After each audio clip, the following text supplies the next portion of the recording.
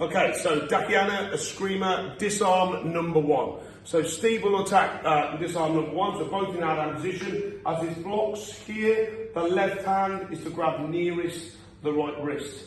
Okay, the key element here is to pull him off balance, hook the point end of the stick and keep it nice and tight. And then the disarm comes from the rotation of the hips to the elbow and set it out, let the stick go, and then 5 consecutive strikes to counter the disarm.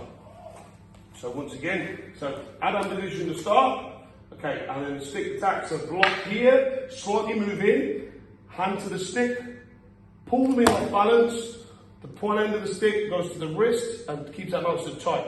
Turn the elbow, rotate the hips, let the stick go, and then 5 consecutive strikes to counter after the disarm.